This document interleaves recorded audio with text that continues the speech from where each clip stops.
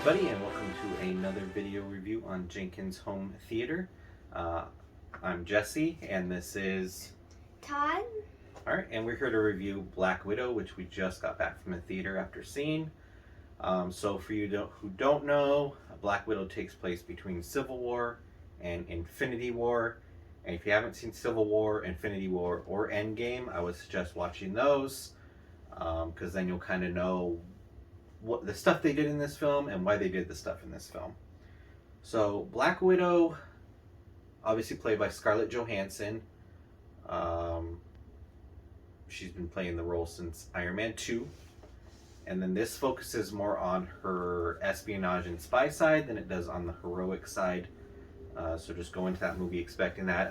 It does remind me kind of like a Jason Bourne film, one that it does a Marvel superhero film. You do have some of those superhuman powered people in the film, but it's definitely not the main focus. So it is more of a spy film, kind of like a Winter Soldier was, which, by the way, I think is a way better movie. But it is kind of like Winter Soldier in the fact that it focuses more on like the espionage part. A couple issues I had with this film. I feel like Taskmaster was built up as this great villain for this movie and was completely wasted. You'll have to see the film. Let me know what you think of that.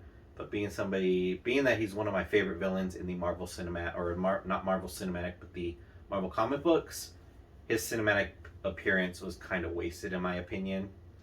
So that was a big issue I had. Like I said, I also thought Winter Soldier did the espionage part a little bit better. For a film that's focusing on that, without the superhero part in the Marvel Cinematic Universe, it was kind of a letdown for me. Like I said, I did enjoy the film. I just didn't enjoy it as much as I did a lot of the other Marvel films. It's definitely kind of a lower film on the Marvel tier for me. But that's how I feel. How do you feel about it, Todd? I really liked the movie. It's very action-packed. I really liked that you get to see Black Widow as a child in the beginning, and that when there's like 30 minutes left on the movie, I actually really like a lot of those fights from there. And also, I don't really like that most of the movie is just like people talking.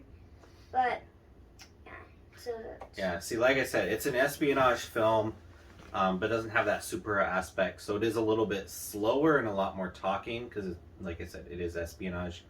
So Todd obviously didn't like that so much, which is why you're going to be surprised at his rating on it still, because apparently he didn't like most of the movie because it was slow, but has a pretty high rating on it. So who was your favorite character? my favorite character was Black Widow's dad, because he's just really funny at the end once you actually get to meet him up again. Speaking of which, he is played by David Harbour, which if you guys don't know who David Harbour is, he is the sheriff in Stranger Things, as well as the Hellboy in the new movie, which I think is a good movie. Not as good as the Del Toro ones, but a lot of people don't give it enough credit, but I do like him as Hellboy. So he is a good part of the film. I do like him. I like most of the stuff he's in, and this was one of the ones where I did like him in. So he was a good character. So there, obviously, in typical Marvel fashion, there is an after credit scene, so make sure you do stay through and watch that. It does kind of set things up for the Marvel Cinematic Universe. Might be a big Disney Plus push, hint hint. So what did you give it out of 10, Todd? I gave it a 9 out of 10 because I really liked most of the movie, but there's still some parts that I didn't like about it. But I really like some of the talking in the movie, so that's why I give it a 9 out of 10. Okay. I'm more like a 7 out of 10. I do like a good espionage film, and I like a good superhero film, and I feel like this one didn't quite hit both of those for me. It is still a good Marvel film, and obviously I do like where things lead in these films, and this just feels like a good stepping stone towards future things for Disney Plus, future things for Marvel films. So it is a good stepping stone. I'm just not a huge fan of some of the decisions they made in this film, which is why it's 7 out of 10 for me, like I said. But it is definitely worth a watch. I'd go see it. You can rent it on Disney Plus as well, I believe. I don't know if it's considered renting or buying it on Disney Plus, but you can do that, or you can go to the theater and see it, because most theaters are reopened now, at least here in Arizona. So it was cool to go back to the theater, see a Marvel movie in the theaters. It's definitely been a while since we've seen a Marvel movie in the theater. So anything you want to add before we end the video? No, I think I'm good. All right. So do make sure you like the video, comment below.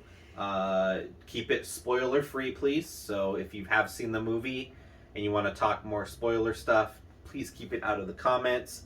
At least give this movie some time to be out before we spoil anything. Also, if you haven't subscribed to the channel yet, make sure you do hit that subscribe button and turn notifications on. That way when we post another cool video like this, you know about it. I think my next one I'm going to be working on is Fear Street Part 2, because that does debut tonight at midnight. So I'll be doing that one. And then Todd and I watched Tremors. It was his first time watching Tremors. So similar to the Jaws video, we'll do a Tremors video. And then what else do we have on the docket? We have Tomorrow War, Amazon Prime movie with Chris Pratt. We did both enjoy that one, so look for that review as well. And I think that's it. So thank you for watching Jenkins Home Theater, and we'll see you next time.